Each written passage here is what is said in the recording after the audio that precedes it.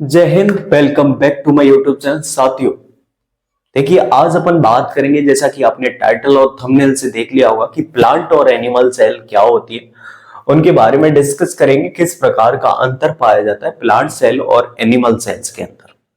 सबसे पहले मैं बात करना चाहूंगा कि different between plants and animal cells, यानी इस प्रकार की जो सेल आपको दिखेगी, इस प्रकार की मतलब चौकोर टाइप में। कौन से टाइप में?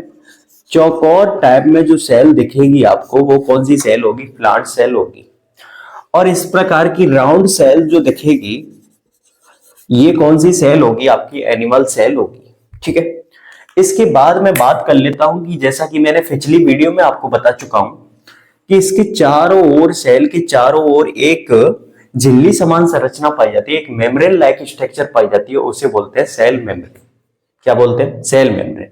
सेल मेम्ब्रेन प्लांट सेल में भी मिलेगी और एनिमल सेल में भी मिलेगी। ठीक है। और जो सेल वॉल है वो ओनली किस में मिलेगी? सेल वॉल ओनली मिलेगी आपकी प्लांट सेल में। ठीक है। ये आपकी प्लांट सेल है और इसमें ओनली सेल वॉल मिलेगी। ठीक है। और सेल मेम्ब्रेन भी मिलेगी।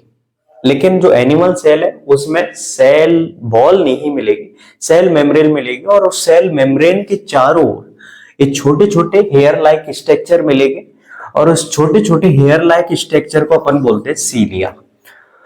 और अगर ये हेयर लाइक स्ट्रक्चर अगर बड़े हो जाते हैं, जिस प्रकार ये आपके सामने देख पा रहे हैं, तो ये संरचना को, एयर लाइक संरचना को अपन बोलेंगे फ्लैजिला। क्या बोलेंगे? फ्लैजिला। तो ये क्वेश्चन पूछ लिया जाता है कि सीलिया और फ्लैजिला किस सेल में देखने को मिलते हैं। तो आप मुझे कमेंट बॉक्स में बताएंगे, बाकी मैंने एक बार बता दिया, लेकिन फिर भी मैं बता देता हूं, कोई बात नहीं है। सीलिया और फ्लैजिला जो है वो केवल एनिमल सेल में मिलेंगे, और प्लांट सेल में सेल वॉल देखने को मिलेगी आपको।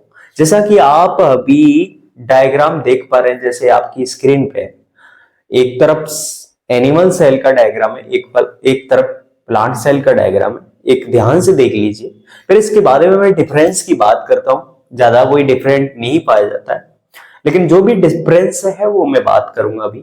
ठीक है। एक बार डायग्राम को ढंग से देख लीजिएगा।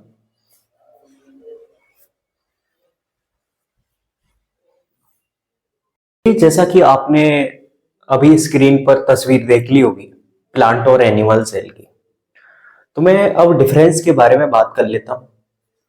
तो ये आपके सामने मैंने एक चार्ट ड्रॉ किया है, और ये जो चार्ट है इसमें ये एनिमल सेल है,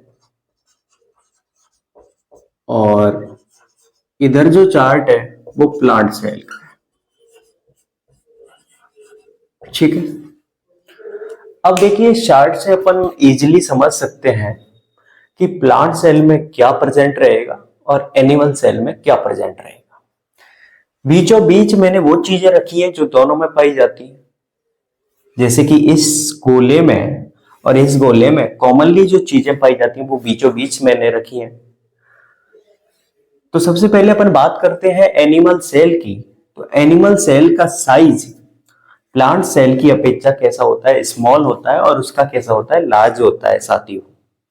अब मैं बात करूंगा इसका जो साइज किस प्रकार का होता है, यानी शेप कैसी होती है। तो जो अपनी एनिमल सेल होती है उसकी शेप होती है गोल, यानी गोलाकार संरचना होती है। और प्लांट सेल की जो शेप होती है अपनी, कैसी होती है? चौकोर संरचना होती है। ठीक है।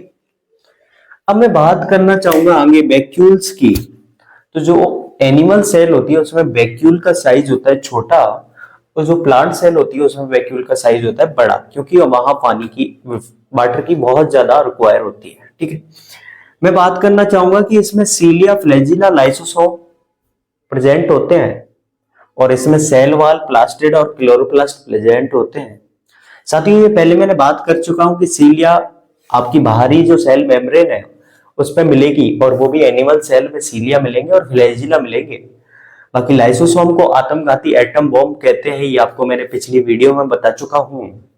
तो देखिए, सीलिया, फ्लैजिला और लाइसोसोम के बारे में जानकारी आपने प्राप्त कर ली है।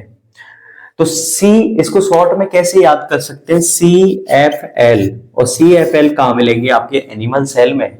और ये सीपीसी आपके कहाँ मिलेंगे? प्लांट सेल में। ठीक है, इस प्रकार याद करें। मैंने यहाँ प्लास्टिड लिखा है और उसके साथ ही क्लोरोप्लास्ट लिखा है, लेकिन भाग प्लास्ट क्लोरोप्लास्ट प्लास्टिड का ही तो है पार्ट। मैंने ये इसलिए लिखा है क्योंकि कंफ्यूजन के दौर पे ज्यादातर ये क्वेश्चन पूछ लिया जाता है कि क्लोरोप्लास्ट क्या प्लांट सेल में पाया जाता है? जी हाँ, बिल्कुल पाया जाता है।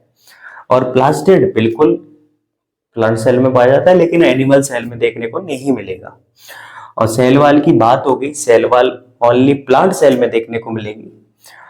सेल मेम्ब्रेन दोनों में मिलेगी, यानी एनिमल सेल और प्लांट सेल दोनों में सेल मेम्ब्रेन देखने को मिलेगी। माइटोकॉन्ड्रिया दोनों में मिलेगा।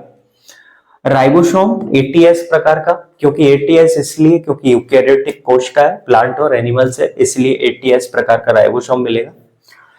एंडोप्लाज्मिक रेटिकुलम दोनों में पाई जाएगी। गोल्जी बॉडी दोनों में पाई जाएगी। न्यूक्लियस, न्यूक्लियस को कोशिका का ब्रेन कहते हैं, क्योंकि यही ही पूरी कोशिका को मेंटेन करके रखता है।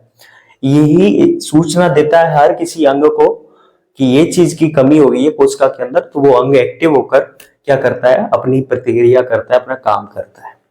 सेंट्रोसोम की बात करें तो ये दोनों में पाया जाएगा, प्लांट और एनिमल सेल में।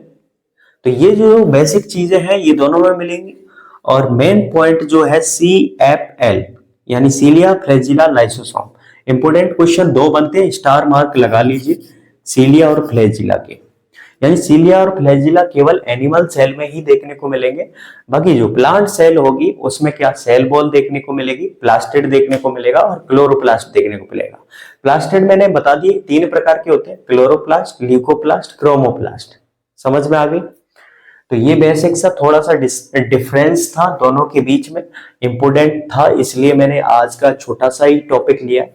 कल अपन बात करेंगे प्रोकैरियोटिक एंड यूकैरियोटिक कोशिकाओं के बारे में, क्योंकि ज्यादातर ये बातें आ रही हैं प्रोकैरियोटिक यूकैरियोटिक में पाया जाता है राइबोसोम 17S, तो इस चीज के बारे में मैं एक एक पॉइंट क्लियर कराता चलूंगा। और आप एक बार कमेंट में ये चीज मुझे बताएं कि आपको वीडियोस पसंद आ रही है या नहीं आ रही है, कमेंट जरूर किया करें। ठीक है, धन्यवाद साथियों, जय हिंद। फिर किसी नए टॉपिक के साथ फिर मिलेंगे, तब तक के लिए बने रहिए हर घर शिक्षा के साथ। जय हिंद साथियों।